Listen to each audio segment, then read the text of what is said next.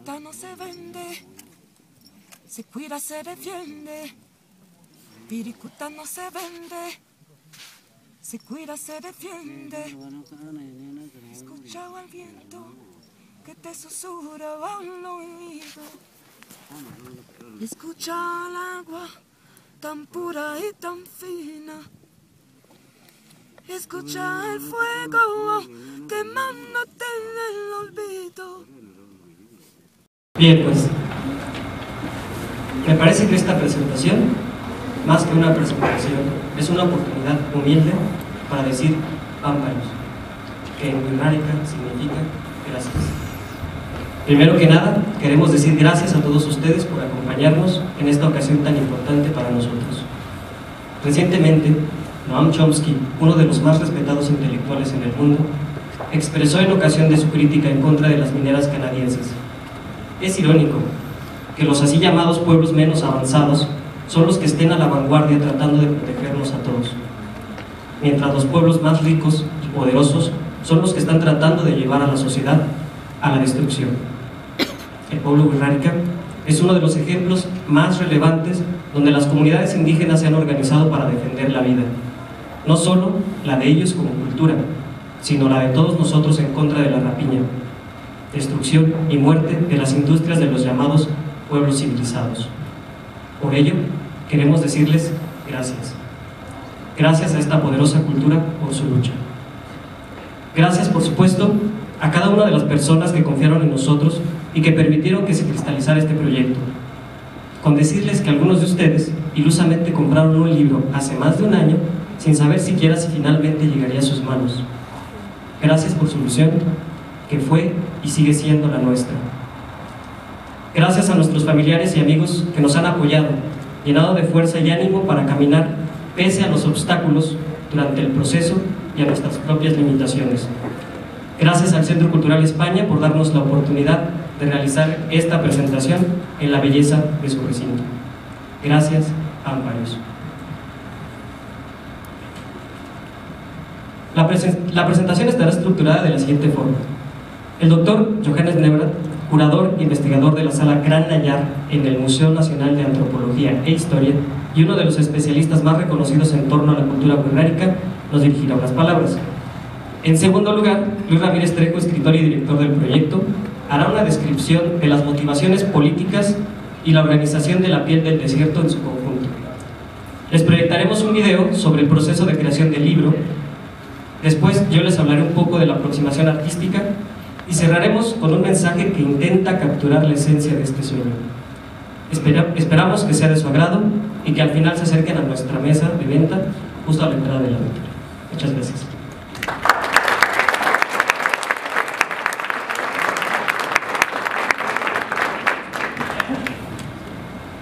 Buenas tardes, Kaku. También Pamparios, muchas gracias por la invitación. No conocía esta parte del Centro Cultural de España, realmente es un lugar muy bonito y creo que es un lugar muy digno para presentar este libro tan bonito. Bueno, no sé qué decir, felicitar a los autores, ¿no?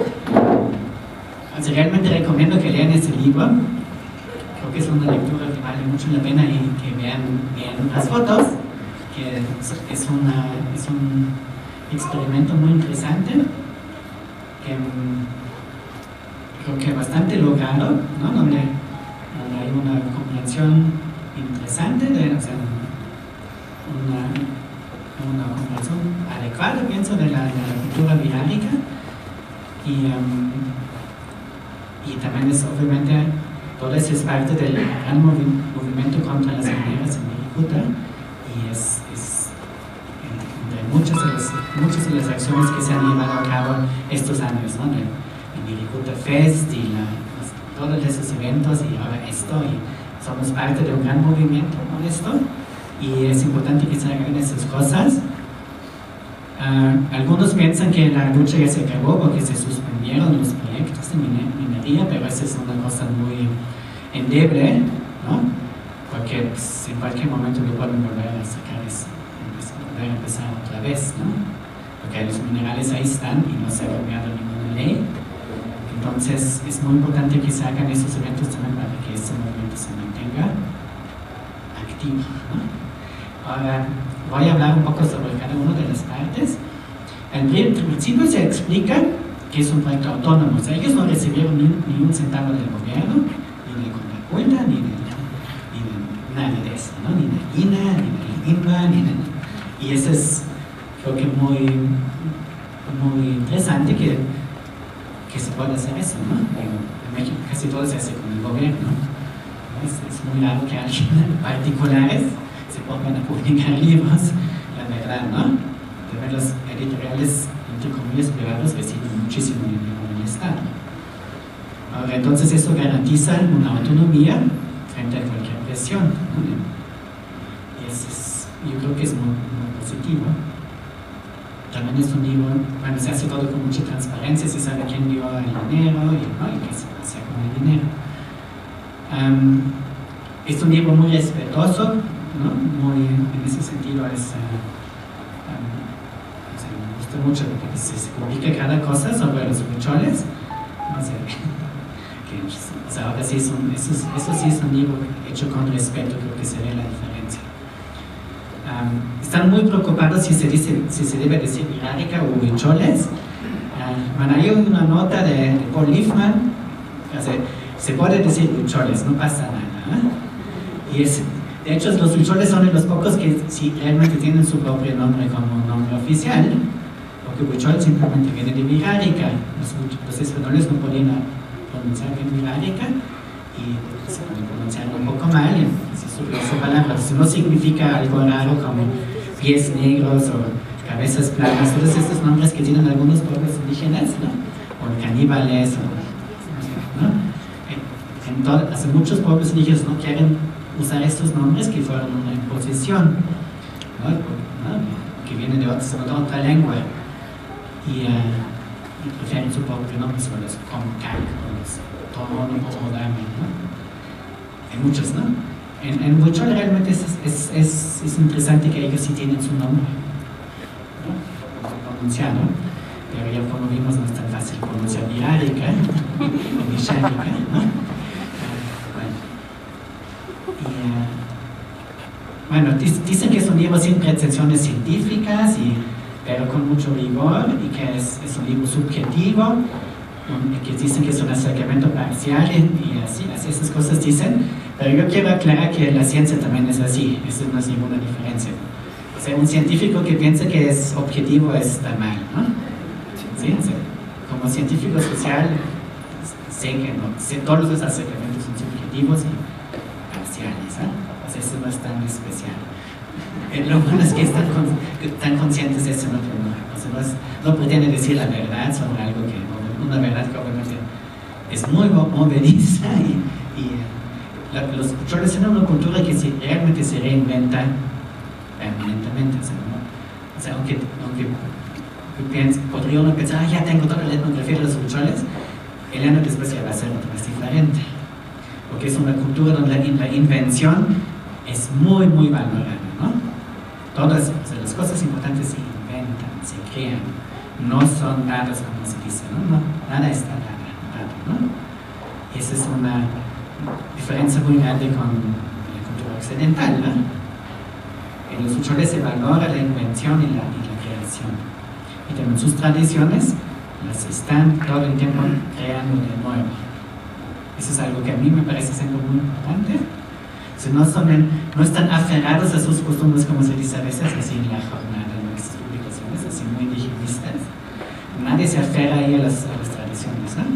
La gente las inventa todos los días, y cada vez es la primera vez que se hace cualquier cosa, ¿no? Hay la gente no vive esas cosas como una repetición, y como nosotros entendemos tradición y patrimonio, ¿no? Nosotros siempre entendemos patrimonio como lo que heredamos, ¿no? Y lo que se va perdiendo, ¿no? Ellos no tienen esa idea del patrimonio, ¿no? ¿Sí? Y realmente depende de cada uno de los huicholes si se hace o no se hace, ¿no? Y realmente depende de la existencia del mundo de lo que ellos hacen, ¿sí?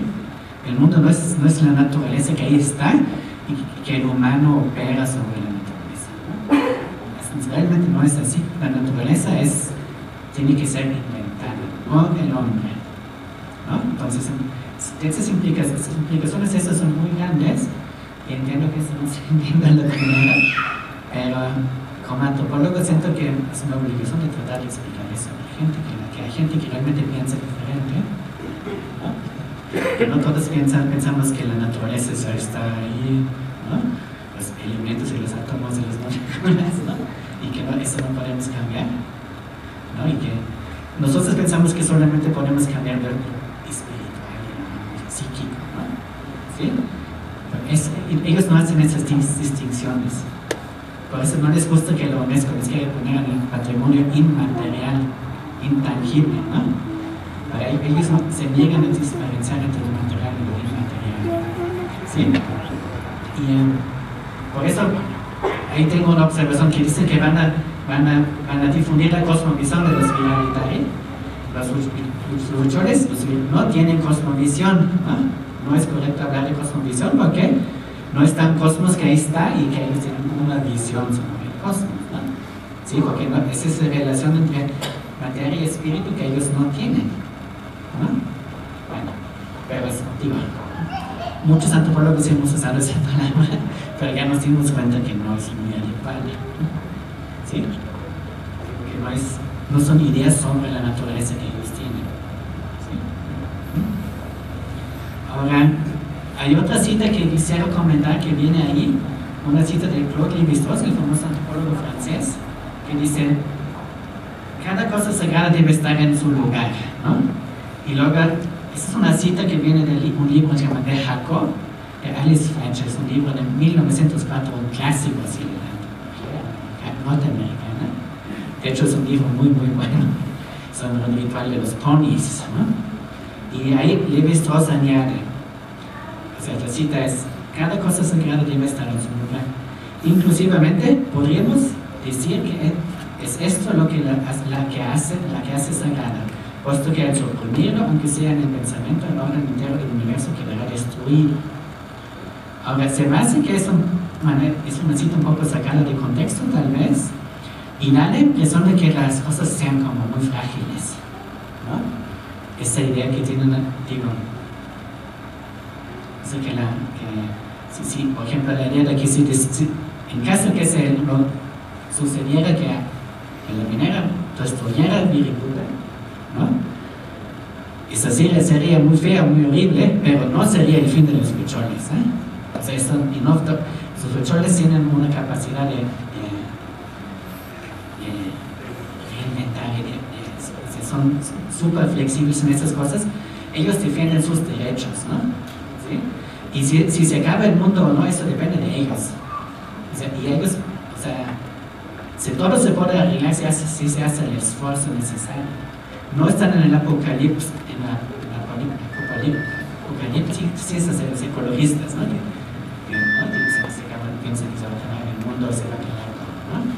Piensan que la Tierra es un bien limitado, ¿no? Que todo se va a acabar, ¿no? Que creo que como naturalistas occidentales pensamos así, ¿sí? Ellos no piensan así, y su tradición no es muy frágil, es una tradición extremadamente fuerte incluso, ¿no? Por eso pueden con la minera canadiense, ¿no?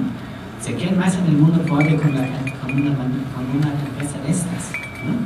Son casi los únicos que logran darle una lucha política contra una empresa transnacional tan grande, ¿no?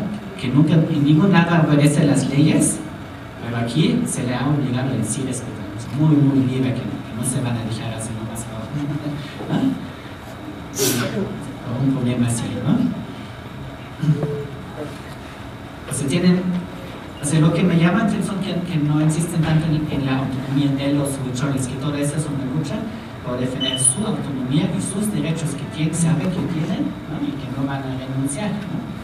Y, o sea, para ellos la autonomía es algo muy serio, ¿no? Y esto se ve también en el evento que se escribe, el peritaje, ¿no? Ellos realmente lograron que en un juzgado, ¿no? Los dioses huicholes fueron invitados como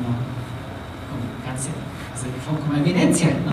la opinión de los dioses se ha usado como un testimonio, ¿no? En un juzgado. Eso es algo muy, muy interesante, ¿no? Que obviamente, si yo voy al juzgado que si el Espíritu Santo me dijo que no me vaya, ¿no? Y yo no voy a poder eso, ¿sí? ¿Sí? Pero, o sea, ellos ellos realmente obligan al Estado mexicano de cambiar toda su ontología, ¿no? Porque ellos, pues, como tienen autonomía, o sea, saben que tienen autonomía, entonces tienen la autonomía de decidir qué existe y lo que no existe en el mundo, ¿no? Que es la ontología del mundo, hay una autonomía ontológica, ¿no? Y que ahí el INAH y todo el mundo tiene muchos problemas de entender eso, ¿no? ¿Sí? Por ejemplo, para el INAH solamente un lugar sagrado que no tenga ningún resto arqueológico que se no puede entrar, ¿sí? Y ahí también los usuarios tienen muchos problemas con ese concepto de patrimonio intangible, ¿no? Intangible, ¿no? Para el INAH solamente lo que es antiguo y que es algo, una estatua, una piedra labrada, es algo que se tiene que proteger. Una piedra y nada más es una piedra, para nosotros natural, aunque para los usuarios sea una deidad, para el INAH no cuenta. Entonces yo tengo una pelea muy grande con las autoridades, ¿no? ¿Sí? Y, bueno, mi historia es saliendo de mi concepto, pero no importa. Se describe muy bien, solamente sé de un centro ceremonial que se negó a participar, porque son los más oficialistas y priistas, ¿no? Pero no voy a decir quién es, ¿sí?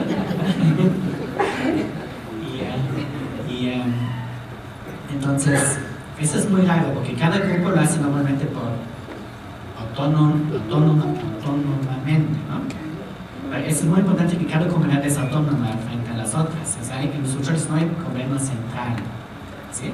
Y no va a haber, o sea, ellos están muy en contra de que alguna gente trate de establecer, ¿no?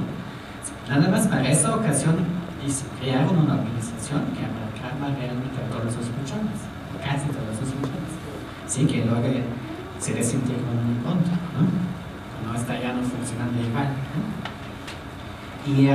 Y la otra cosa muy especial en ese evento fue que se invitaron a los Teibariri, ¿no? Nosotros, los diferentes, ¿no? Que somos descendientes de los gigantes, somos un poco tontos para ellos, ¿no? Somos un poco subhumanos, ¿no? Sí. O sea, ahí los ucholes son, o sea, no somos iguales. Eso para los ucholes es sí, así es, ¿no? Y para nosotros no nos conviene ir a esos lugares porque realmente nos puede hacer mucho daño, ¿sí? O sea, no es porque los ucholes son, no sé, o sea, mantienen esas cosas en secreto por una razón, ¿no? O sea, no quieren que hippies o nadie, o antropólogos o nadie vaya ahí, normalmente, por buenas razones, porque para ellos es peligroso para nosotros, ¿sí? O sea, simplemente escuchar el maracame cantar uno se puede enfermar, ¿no? O sea, entonces nos protegen cuando nos prohíben acercarnos a estos lugares, ¿no? Y o sea, no es que o sea, mucha gente no entiende por qué los otros no prohíben tomar fotos. Todas esas cosas que prohíben, ¿no? Hacer grabaciones, normalmente, ¿no? Porque solamente en muy pocos centros ceremoniales invitan a no indígenas a participar, ¿no? Lo típico es que está prohibido, ¿no? Ahora, entonces para un antropólogo ese es un problema, ¿no? Se tarda uno mucho para que empiezan a llevar. Ahora sí, todo el mundo estaba invitado. Los sitios son muy, muy diferentes, ¿sí? Y bueno, sin embargo estaba prohibido prohibieron tomar fotos toda la noche hasta después del amanecer. Dijeron, ya ahora se puede tomar fotos, cuando lo más importante ya había pasado. Porque en la noche hicieron una ceremonia. Todos fue muy interesante porque fue una ceremonia muy atípica, porque con tantos maracates de diferentes regiones y diferentes pueblos y diferentes comunidades, era una cosa que inventaron ahí mismo, ¿no? O sea, fue una, digo, creo que fue muy impresionante para muchos que lo vieron la primera vez, pero fue una ceremonia muy, muy breve, ¿no? Muy rápida, porque pues no es algo que se hace la primera vez, ¿no? Y así. y cantaron en los chamanes, hicieron el sacrificio. Todo está muy bien descrito en el libro. Hacía muchísimo frío. Todos esos videastas, fotógrafos que estaban invitados y vinieron, estaban un poco sacados de onda que no podían tomar fotos tanto tiempo, y hacía muchísimo frío, tenían que aguantar ahí, ¿no? Realmente hacía mucho frío, no había mucha leña, estábamos así pegados en la fogata, y la gente casi, o sea, como también no había mucho peyote, eso, ¿no? La gente, la mayoría de los invitados se durmió, ¿no? Pero luego en el amanecer fue la recompensa, ¿no? Porque era, bueno, se ven las fotos de cómo se veía en el amanecer, que desde el cerro quemado se veía el desierto abajo, con todo lleno de nubes, ¿no? Y todos los buchones hay que con sus plumas que representan un poco a las yucas, ¿no? Del desierto. Entonces, en el amanecer de repente aparecían las sombras y todos los cactus y los buchones y todo así, muchísimos buchones, ¿no?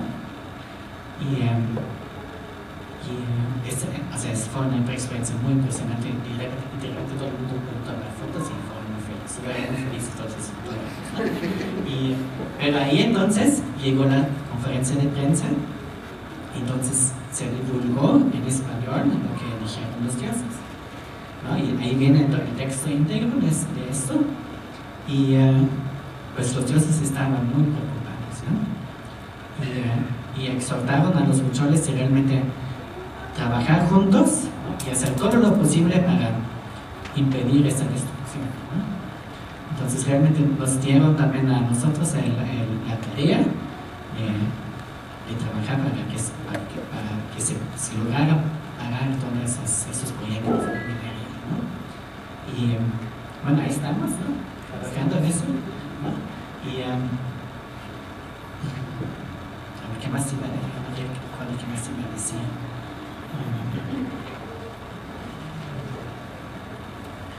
Luego al final viene todavía como una especie de epílogo, y no se nada qué pasó después, ¿no? O sea, creo que ese libro se terminó más o menos hace un año, ¿no? O sea, la historia todavía no termina. El gobierno de repente como que el gobierno de Calderón estaba muy indeciso mucho tiempo, ¿no? O sea, porque parece que había unos que no querían parar la minería porque no querían quedar mal con la iniciativa privada, ¿no?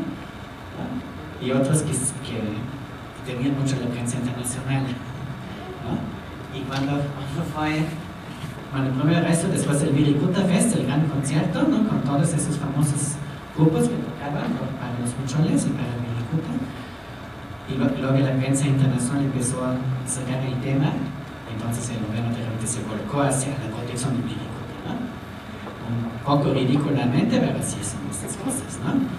De repente lo querían hacer parque de la biosfera, patrimonio de la UNESCO, ¿no? Todo lo que, pueblo mágico, se aplicaron todos sus programas posibles, que no todo prosperó, ¿no? Porque pues, los mestizos de Realicados no quieren un parque de la biosfera, ¿no? Y se ampararon contra eso. Los huicholes no quieren que la UNESCO esté ahí metido opinando sobre, ¿no? Su tradición, y rechazaron eso. También estaba muy mal hecho la propuesta por mis colegas de INA, ¿no? Que obviamente no sabían cómo trabajar con los huicholes, y no lograron explicar eso de la material, y los huicholes lo que más les importa es ser consultarios, ¿no? Y el INA típicamente pues no consultó a nadie, ¿no? Casi nadie. Entonces los huicholes evitaron eso. Luego todavía le hicieron un segundo intento de inscribirlo en el patrimonio en peligro, ¿no? Hay una categoría de patrimonio que es como el patrimonio que está urgente para protegerse, porque está en peligro. Y la UNESCO dijeron, pues sí, es el mismo gobierno de México que pone en peligro. Entonces, ¿por qué el gobierno de México quiere que se ponga? Porque pues lo que no ha sucedido hasta ahora es que no se cancelaron las licencias, las concesiones mineras. Y esto con la ley minera vigente no se puede, ¿no? Porque esto le hicieron en el sexenio de Salinas y la tendría que cambiar. Y ahí esto sí no se han animado a hacer, ¿no? Porque otros no quieren quedar mal Entonces esa es la situación y pues hay que ser muy alerta, que no hay que pensar que esto ya se acabó. Hay que felicitar a los muchachos que realmente lograron cambiar todo esto, ¿no?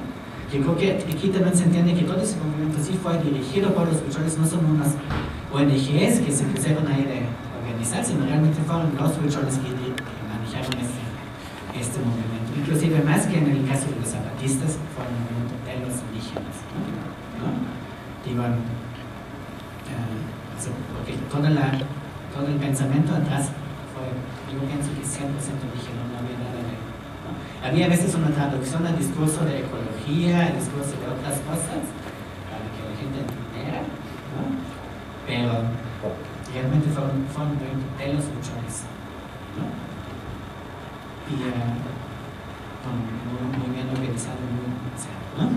Se ve la habilidad de los huicholes en manejarse en el mundo moderno, actual, ¿no? Y adaptarse también, que de repente sí permitían cosas que normalmente no permiten, ¿no? Y funcionó muy bien hasta ahora. Y bueno, ya creo que ya dije lo más importante. Voy a pasar el micrófono creo que ahora te toca el filósofo, que es el otro.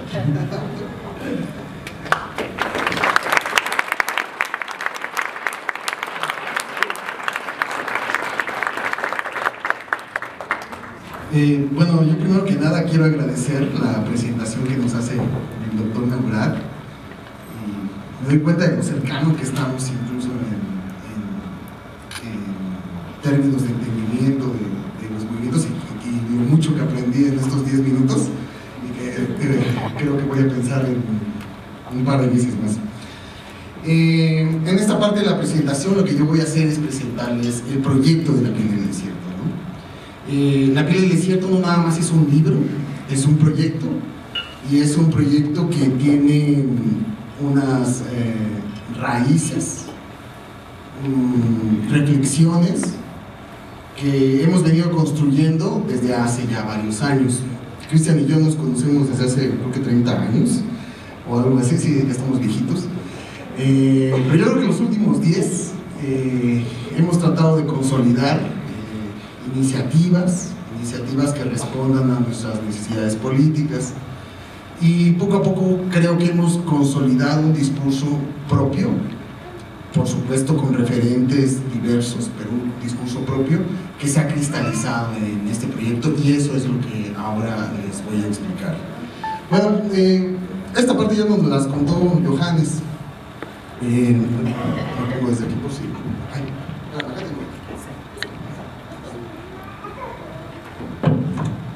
Bueno, ahí está.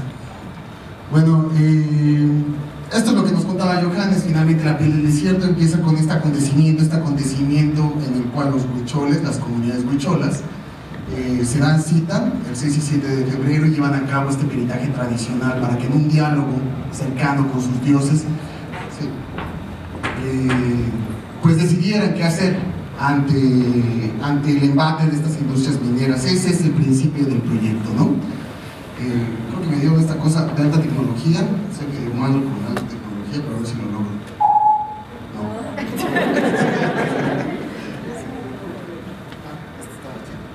Es que yo salto mucho. A ver. Ahí está. Bueno, lo que nosotros hicimos en el proyecto es tratar de aplicar una serie de ideas políticas, ideas artísticas, en un proceso de creación artística y política, ¿no? No vemos nosotros distinciones entre la política, el arte y en realidad la forma de conocer el mundo. Para ello conjuntamos 3 lenguajes: la fotografía, la literatura y el diseño, para lograr La piel del desierto. Pero voy a ser muy breve, pero creo que es necesario aclarar a qué nos referimos con política. Esta es nuestra perspectiva a partir de la cual nosotros llevamos a cabo el proyecto. Es una política que pone un énfasis en la autonomía, es una política de emancipación. ¿Y cómo entendemos la emancipación? Bueno, pues como las organizaciones que se generan en la gente en contra de una imposición, de una hegemonía. Los marxistas le llaman el capitalismo, Yo creo que todos nosotros sabemos que en la realidad hay una serie de limitantes que oprimen, sea laboralmente, en la vida diaria, en cuestiones de género.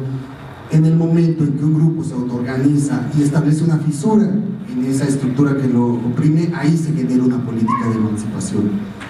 Y es una política subjetiva. Con mucha frecuencia, lo que nos dicen los medios de comunicación, lo que nos dice la televisión y demás, es que la política es esa cosa que sucede en los partidos políticos cada vez que hay elecciones, el espectáculo que hay en los medios y demás. Para nosotros eso no es política. Eso, si acaso, es gestión de poder, pero eso no es política. La política surge cuando los sujetos se conjuntan y empiezan a organizarse ellos mismos. Y cuando digo sujetos, lo digo en serio. Personas que con todos sus prejuicios, sus creencias, sus afirmaciones, sus problemas, emergen y junto con otros sujetos crean un movimiento que no existe, un movimiento inédito, de nuevo. No necesita de partidos políticos, no necesita de gobiernos. El otro aspecto de nuestra perspectiva política es que es solidaria. Nosotros queríamos hacer algo, adherirnos a la lucha que veíamos en los pueblos huicholes, pero hacerlo de una forma solidaria. Y estos principios tratamos de aplicarlos de alguna forma en todo el proceso de creación, también en el proceso de producción y comercialización de nuestro proyecto. Aquí está un poco más desarrollado una cultura, esta posición muy frecuente, incluso como decía Johannes en la jornada y demás, de Cayoe, de que es que llegan, no, los huicholes no necesitan que los salve nadie. Ellos se organizaron y lograron parar a la minera. Lo único que nosotros hicimos fue adherirnos a esa lucha desde nuestros propios recursos. Yo como investigador, escritor, y Cristian como fotógrafo. Y ser solidarios con estas comunidades, ¿no? Alain Badiou, uno de los filósofos que yo más leo en términos de política, dice que esta forma de hacer político, las cosas que se parecen a esta forma, inauguran nuevas formas, nuevas prácticas. No hay nada preestablecido, todo se crea de nuevo, ¿no? Es decir, hay una estructura que sale de la realidad, pero lo interesante de la política es cuando la gente se organiza, cuando establece nuevas formas que no se pueden predecir, que no tienen receta, y ahí generan un movimiento. Eso es lo que a nosotros nos gusta, no es esta cuestión de lidiar con la realidad. Por ahí dicen que la política es el arte de lo posible. No, no es cierto. La política no es el arte de lo posible. La política es apuntar precisamente a lo que es imposible. Y a partir de esa aspiración, que unos llaman utopía, bueno, tiene muchas denominaciones, crear algo absolutamente nuevo. Eso es lo que nosotros pensamos. Así que, bueno, la política en esta idea es el pensamiento de lo imposible. Voy a compartir las fotos, los textos, todo lo que quieran, ¿no? Tenemos una licencia de Creative Commons de este movimiento que trata de establecer, de regular estas aproximaciones, y bueno, las únicas condiciones es que no se use con fines de lucro y que no se modifique la obra. La distribución, yo creo que el 80% de los que están aquí lo supo por Facebook o algo así. Bueno, hubo un trabajo durísimo en ese sentido, y también de colectivos solidarios que nos ayudaron, ¿no? a vender nuestros artículos, Arte Yahui, algunas librerías en el centro de la ciudad y otra serie de distribuidoras a lo largo de la ciudad principalmente, pero también en otros estados de la República. Esta parte es importante, la del financiamiento. Como no queríamos ni empresas, ni Conapulta, ni nada que viniera del gobierno, pues bueno, había que generar algo que nos permitía llevar a cabo hacer un libro de estos, que bueno, los requerimientos económicos son muy altos por las características técnicas que implican. Esto fue lo que nosotros dijimos desde el principio, desde que empezamos el proyecto, desde que teníamos el anteproyecto. Una vez cubiertos todos los gastos de inversión, edición, traducción, diseño, producción, gestión y distribución, el 50% de la venta permanente del libro y el 50% de la ganancia neta de los artículos se canalizará de manera directa al cuidado de los centros ceremoniales Wixárika y al apoyo de proyectos gestionados por las comunidades Wixárika. A estas alturas, lo que nosotros tenemos 1000 libros, Ahora les puedo decir perfectamente que una cuarta parte de los ingresos de esos libros nosotros los necesitamos para la recuperación de la inversión y las 3/4 partes son ganancia neta. Aquí no hay gato encerrado, o sea, la cuestión, el costo mínimo del libro es de 480, a veces lo vendemos en 570 porque hay que enviarlo lejos, pero es el costo del envío, nada más. Y cuando uno tiene así de claras las cosas, pues nada más hace aritmética. Aunque ya estamos viejos, todavía medio nos acordamos y podemos decir que tenemos 140,000 pesos de donación ya establecidos por la venta del tiraje. Además, tenemos un mecanismo que a partir de estos libros que estamos vendiendo, vamos a generar una edición de nuestros artículos con números limitados que se van a hacer públicos, y ahí la idea del proyecto es que sea autosustentable, es decir, generamos 10,000 postales, otra vez se saca el dinero para volver a producir y comercializar esas postales, y de la ganancia neta se divide otra vez a las comunidades vulnerables y para el colectivo, la mitad y mitad, al 50% y 50%. Este mecanismo permite que uno pueda volver a hacer postales y se genera un mecanismo permanente que sustente el proyecto.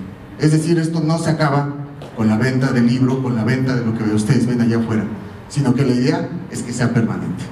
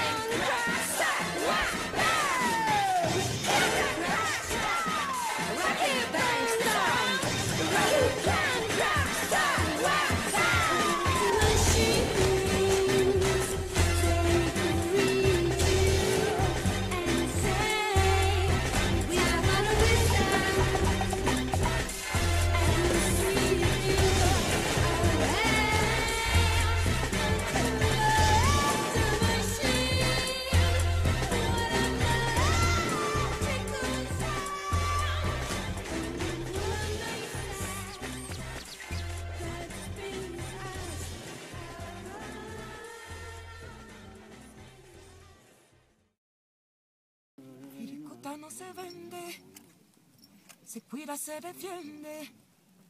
Viricuta no se vende, se cuida, se defiende. Escucha al viento que te susurra al oído. Escucha al agua tan pura y tan fina. Escucha el fuego quemándote en el olvido. Escucha mi tierra quemándote el olvido. Escucha mi tierra, es su canto adolorido. Tierra no se vende, se cuida, se defiende. Mi tierra no se vende, se cuida, se defiende. Mi tierra no se vende, se cuida, se defiende. Mi tierra no se vende, se cuida, se defiende. Mi tierra no se vende, se cuida, se defiende. Mi tierra no se vende, se cuida, se defiende.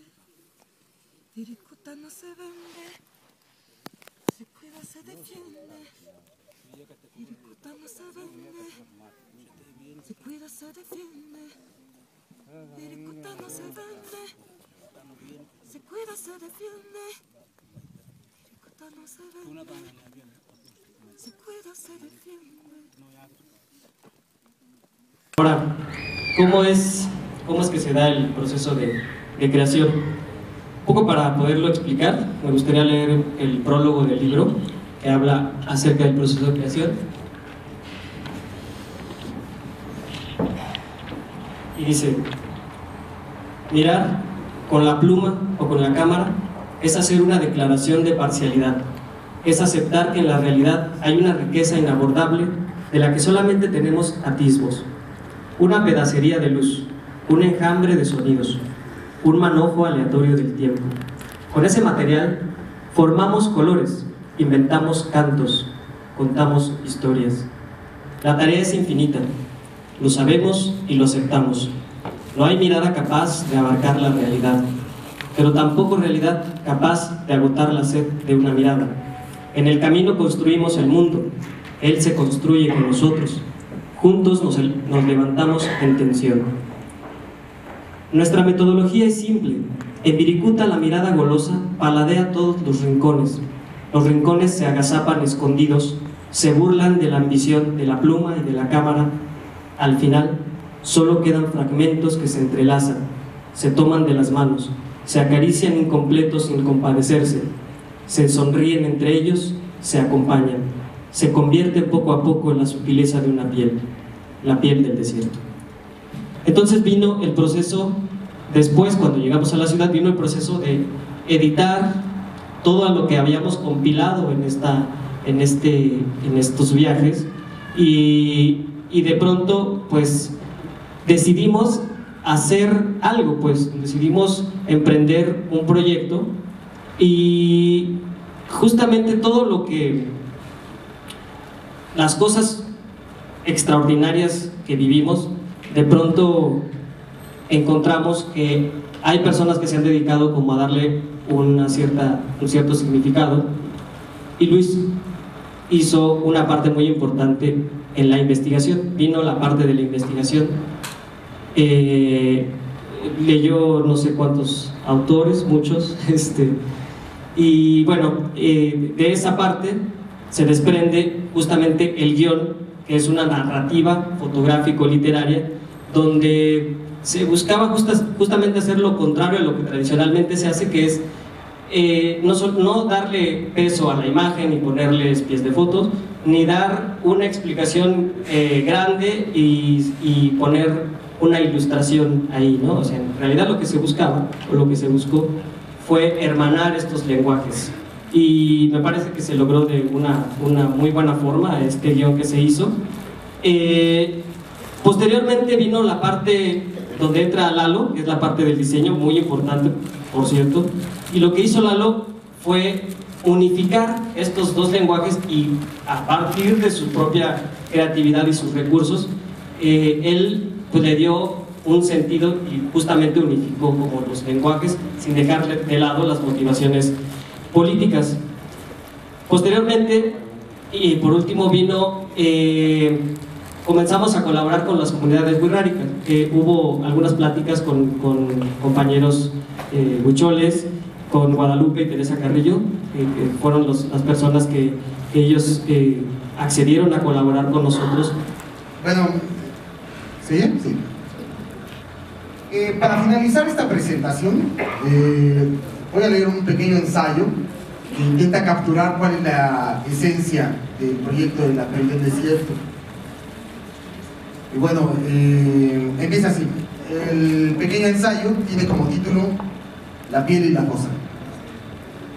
Alain Badiou, uno de los filósofos y pensadores políticos más importantes del siglo pasado y lo que va de este, dice que el signo de la realidad del hombre contemporáneo es la crueldad.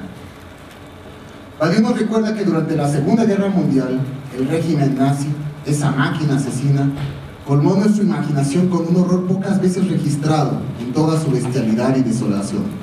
A partir de entonces, las imágenes de esas montañas de cuerpos de judíos, de gitanos, de discapacitados, de homosexuales, masacrados y sepultados en fosas multitudinarias, serían para siempre un símbolo del mal absoluto. Ante esas imágenes, nuestras miradas, llenas de espanto, se retiran, los párpados se cierran, las caras se voltean. Estamos ante un mal que repugna, que se resiste incluso a ser visto, a ser pensado, a ser entendido, a ser aceptado. Pero todo lo que no se piensa, se repite. En otros lugares, en otras latitudes, la crueldad humana cobra nuevas formas. En México, vivimos nuestro propio holocausto. El gobierno mexicano desató desde hace más de 10 años una guerra que a la fecha ha asesinado a decenas, quizá centenas de miles de personas. Bajo el discurso hipócrita de la defensa del Estado de Derecho, de la guerra contra el narcotráfico o de la lucha contra el crimen, el gobierno mexicano, en contubernio con el crimen organizado, ha llenado el territorio nacional de borbotones de sangre, de asesinatos impunes, de cascadas de miedo que inundan las calles. Todos los partidos políticos han participado de este festín de crueldad y corrupción. Botones de muestra hay muchos. El año 2014, el año que recién terminamos, es el año en que desapareció la simulación. El año en que la cara criminal del Estado desapareció 43 estudiantes en Ayotzinapa. El año en que el ejército asesinó decenas de personas sin juicio alguno en Tlatlaya. En concreto, el año en que el Estado rebosó las fosas para escupir los cadáveres con que su barriga obscena se alimenta.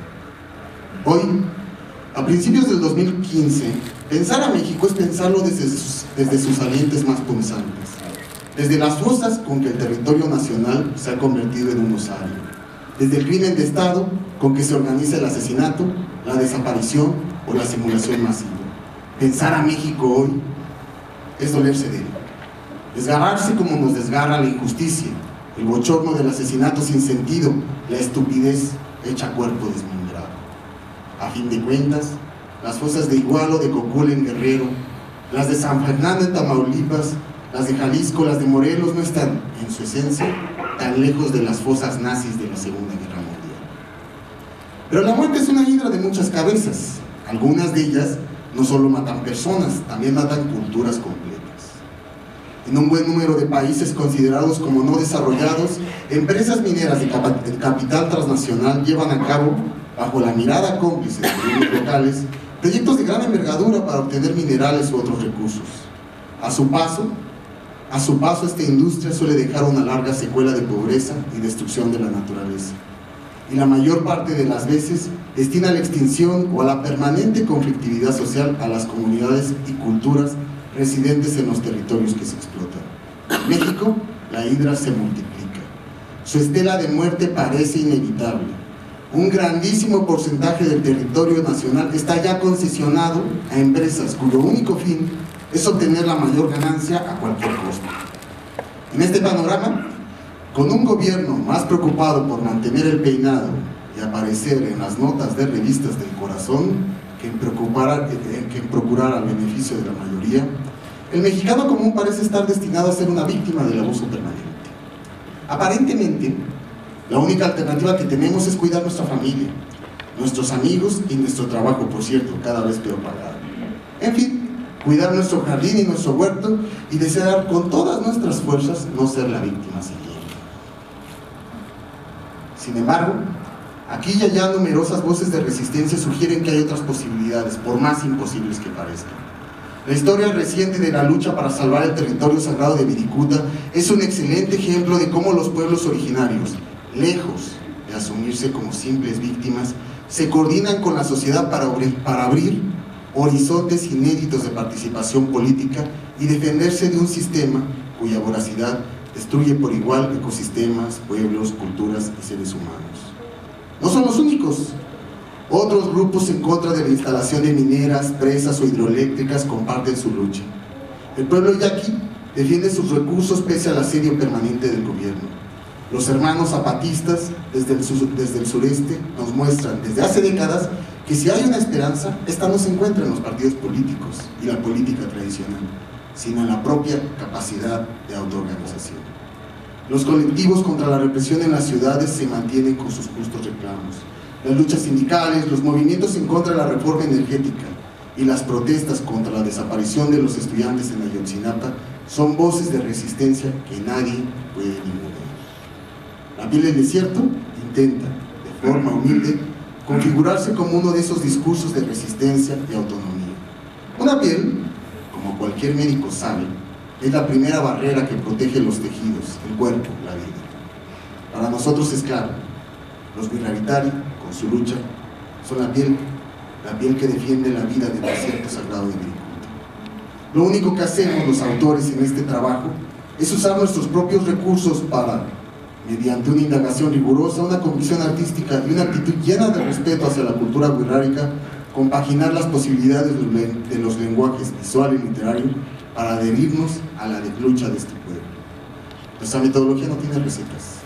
Está basada en la posibilidad de la solidaridad y el trabajo colectivos, en el grito que convoca cualquier lucha en contra de la represión de los seres humanos. Todos somos Wirikuta amenazado, todos somos Ayotzinapa, todos somos Tlatlaya, todos somos estudiantes desaparecidos, todos somos campesinos asesinados, todos somos trabajadores explotados, todos somos jovencitas violadas, todos somos palestinos exterminados, todos somos migrantes clandestinos, todos somos la piel del desierto. Como en cualquier proceso auténticamente creativo, hemos cometido y cometeremos muchos errores, pero en el proceso nos gusta pensar que creamos nuevas vías de entendimiento y comunidad. Ya solo eso, como mero acto de resistencia y afirmación en contra de la crueldad, nos llena de gozo y de agradecimiento. Y con ello quiero finalizar. Les pido paciencia para que como director del proyecto de la piel del desierto me permitan hacer un reconocimiento. En primer lugar, a mi hermano, a Cristian Palma Montaño, director ejecutivo del proyecto, por su estupendo trabajo fotográfico, su apoyo en la logística y el financiamiento complementario, y sobre todo por su amistad desde hace más de 30 años. Eduardo Solorio Ramírez, diseñador del proyecto, por todo su talento, entusiasmo y tenacidad en los momentos más difíciles del proyecto. A Laura Vega Meyer por su traducción expedita y solitaria. Al equipo de impresión 4 Impresos por esos días y noches en que aguantaron amablemente los requerimientos y peleas de un par de escritores y fotógrafos empezando un nuevo proyecto. A Manuel García Gómez por su paciente y notable trabajo de encuadernación. A Cristian Chávez, Marisol Serrano Pinto, Paola Estefani La Madrid, Paula Mieli, Ruth Orozco, Tatiana Mailar, Violeta Ramírez Trejo, por sus valiosos comentarios como lectores de prueba en español. A Laura H. Baker, Óscar Martínez Alvarado, por su revisión, útiles comentarios al texto en inglés y por su incansable apoyo fundado sin duda en una amistad sincera. A Raúl de la Cruz, por su amistad y asesoría en la programación en HTML para nuestro sitio de internet. A nuestros distribuidores y promotores individuales que incansablemente difundieron y siguen difundiendo el proyecto en México y en el extranjero. Brenda Iliana, Leo Cabrera desde Finlandia, Eduardo Calva, Débora Patterson, Florina Mendoza Jiménez, Gabriela Rojas, Franco Arroyo, Guadalupe Carrillo, Irlanda Hernández González, Paula Meli, Pedro Camilo Alcántara Concepción, Tania Valerio, Violeta Ramírez Trejo, Virginia González Vargas, Wenceslao Ávila, Xochitl Arteaga Villamil. A nuestros distribuidores y promotores colectivos que acogieron con hospitalidad el proyecto: Arte Yagüí, Café de Raíz, Café del Nómada, Café Cultural Terrescali, Cooperativa La Bola, el Paliacate Espacio Cultural Indigenia, Jóvenes Artesanos, La Procedencia, Restaurante Pizca de Canela, Sobolotic Comercio Justo y Rari Caminos. Y por supuesto, a los cerca de 260 personas que contribuyeron económicamente para hacer posible este sueño. La piel del desierto no habría podido existir sin todos ustedes. Ahora, en la parte final, quiero recuperar la dedicatoria de nuestro libro para, a nombre de Cristian Palma y mío, como director y productor ejecutivo respectivamente del proyecto, extender nuestro agradecimiento lleno de amor en primera instancia a nuestras madres. A Hortensia Montaño Martínez, Tensi, desde acá te mandamos un enorme abrazo. Y a Luisa Trejo Tapia, mi permanente y siempre constante apoyo. Finalmente, queremos rendir un homenaje a dos personas muy queridas, fervientes, interesadas y apoyadoras del proyecto, que por desgracia perdieron la vida durante este proceso. Un agradecimiento a Arlet Laguna Montaño, prima de Cristian y amiga nuestra desde la infancia.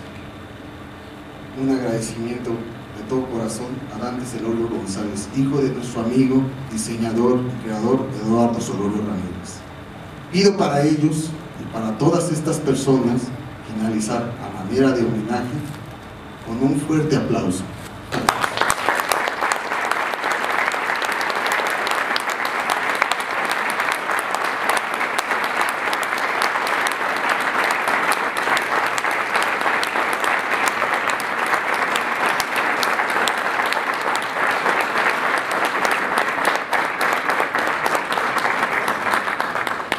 Bueno, pues muchas gracias. Ahora sí los invitamos a pasar a nuestra mesa, que está justo en la entrada del auditorio. Les agradecemos a todos. Ah, sí, cierto. Y muchas gracias a los Filaritari, que siempre es un privilegio trabajar con ellos, y es una aventura intelectual muy extraordinaria, y que no nos estamos aburriendo con ellos ni un segundo, ¿no? Entonces, qué bueno que nos toleran un poco, ¿no? Antes de que se vayan, les queremos sugerir,